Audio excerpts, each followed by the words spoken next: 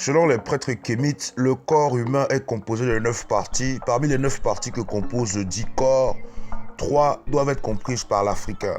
Le Kat, qui signifie le corps ou la matière dont son origine provient du Noun, qui renfermait les particules ou les germes de la vie. Ensuite, la deuxième partie est le Ba, qui signifie l'âme. Pour les anciens Égyptiens, l'âme est à l'origine de nos pensées et émotions.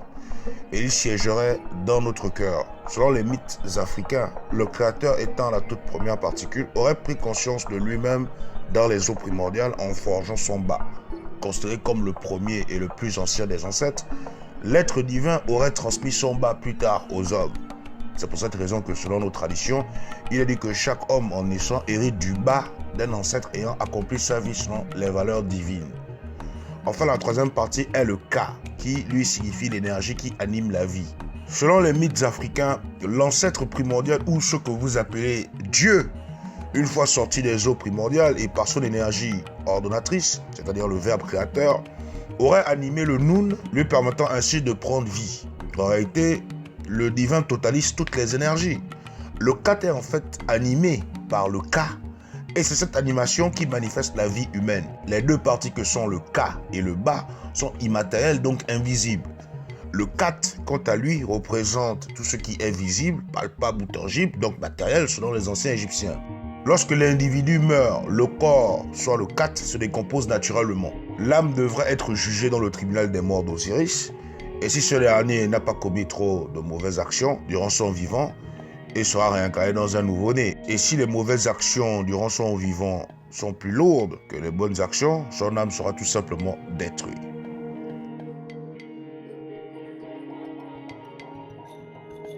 En revanche, l'énergie, soit le Ka, est immortelle selon les lois de la physique. C'est en partant de cette idée que les Africains de la vallée du Nil ont ainsi élaboré le principe de la vie éternelle de l'être humain. Pour l'Africain ancien, la vie après la mort existe et la mort n'est qu'une transition ou un passage à l'état divin. Le mort est ainsi divinisé puisqu'il ne devient plus qu'énergie, donc éternel.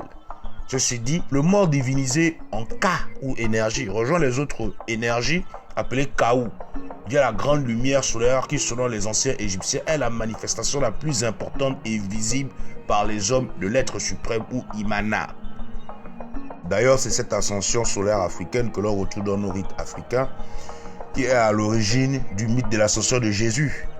Ainsi, le mort divinisé étant le Ka rejoint les autres Kaou, mais également Imana ou ce que vous appelez Dieu, et sert par conséquent d'intermédiaire entre ce dernier et les vivants. Étant donné que le mort, devenu ancêtre méritant, a côtoyé les vivants et peut maintenant côtoyer Imana ou la grande énergie primordiale, c'est-à-dire Dieu, il peut être invoqué par les vivants à travers des rites bien précis afin de permettre à ces derniers de transmettre des messages qui seront ensuite transmis à l'être suprême.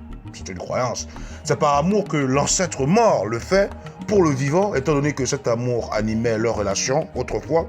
Les deux sont également liés par filiation. A noter que les ancêtres méritants sont généralement oubliés après 5 ans, d'après les initiés. Le vaudou étant une spiritualité africaine, présente des similitudes frappantes avec l'Égypte pharaonique. Le vaudou est lui-même une énergie apprivoisée. Le Ka et le Ba sont dans le vaudou ouest africain, le Célido et le Sémédo, respectivement parlant. Il en est de même avec le vaudou haïtien, dans le Ka est le petit bon ange et le Ba qui est le gros bon ange. Même s'il existe des différences et ressemblances selon nos cultures, cette idée d'une vie sous forme d'énergie après la mort revient quasiment tout le temps à travers le monde. La science même d'aujourd'hui la qualifie d'expérience de mort imminente. En fait, la plupart des patients morts qui ont été réanimés racontent presque tout le temps la même chose. Et ils disent avoir vu en haut une lumière douce dans laquelle ils entraient. Et ils disent avoir été en paix et en tranquillité, tout en ressentant une très forte énergie. Tous ces témoignages de personnes ayant expérimenté l'expérience de la mort imminente confirment l'idée d'une vie sous forme d'énergie après la mort que les ancêtres africains ont décrit depuis des millénaires. Les Africains, plutôt que de croire aveuglément à la Bible ou le Coran, qui racontent des histoires à dormir debout, devraient plutôt renouer avec la connaissance du rôle de la vie, de la mort et surtout du mort. On ne vénère pas les ancêtres via le culte des ancêtres, on les honore. Mais en réalité, on honore l'énergie divine. Pour les Africains initiés, cette énergie divine n'est pas un être qui serait assis sur un trône au ciel qui n'existe pas comme c'est le cas dans les religions dites révélées. Il ou elle est difficilement accessible aux hommes, ce qui signifie que les hommes sont pratiquement incapables de dialoguer avec lui. personne ne l'a vu de son vivant. On l'honore juste à travers les actes justes. Le reste, ce sont des croyances à l'africaine comme tout autre. Au TEP.